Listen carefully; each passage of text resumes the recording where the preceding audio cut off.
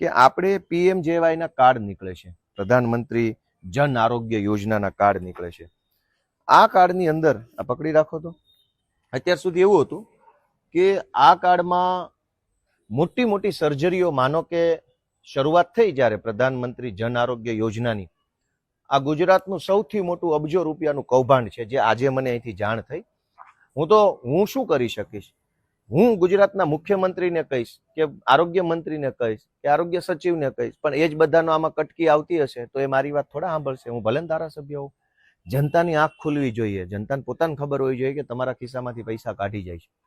PMJY card જે છે એની શરૂઆત જ્યારે થઈ ત્યારે એ શરૂઆત એટલા માટે થઈ હતી કે જીવનમાં આકસ્મિક કોઈ મોટો ખર્ચો આવી જાય, 5 લાખનો ખર્ચો આવી જાય જીવનમાં, અચાનક કોઈ મોટું ઓપરેશન કરાવવું પડે, માણસના ખિસ્સામાં પૈસા ન હોય તો સરકાર એને 5 લાખની વેલિડિટી વાળું કાર્ડ આપે.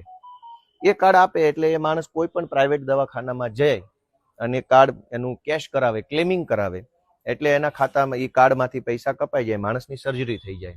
આ એનો મૂળ ઉદ્દેશ હતો.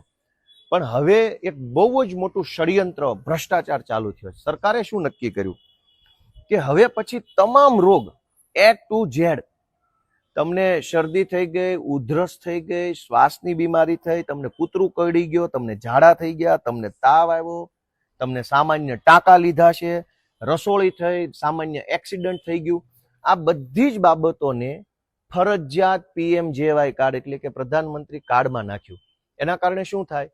આ સરકારી દવાખાનું છે, આ સરકારી દવાખાનું મફતમાં ચાલવું જોઈએ. કૂતરું કરડી જાય તો મફત સારવાર હોવી જોઈએ, તાવ આવે તો મફત સારવાર હોવી જોઈએ, તમને ઝાડા ઉલટી થાય તો પણ અહીંયા મફત સારવાર હોવી જોઈએ, તમને કોઈ રસોળી નીકળી છે મફત સારવાર હોવી જોઈએ, એક્સિડન્ટ થયું છે, સામાન્ય એક્સિડન્ટ થયું છે, 10-5 ટાંકા આવે છે તો અહીંયા મફત સારવાર હોવી જોઈએ. પણ હવે કૌભાંડ શું છે કે સરકારી દવાખાનામાં તમે કોઈ પણ XYZ સામાન્ય ઝાડા ઉલટીની પણ અહીંયા સારવાર કરાવવા આવશો એટલે અહીંયા ફરજિયાત તમારા PMJY જે કાર્ડ છે, પ્રધાનમંત્રી કાર્ડ, એમાંથી એ પૈસા કાપી લેવામાં આવશે.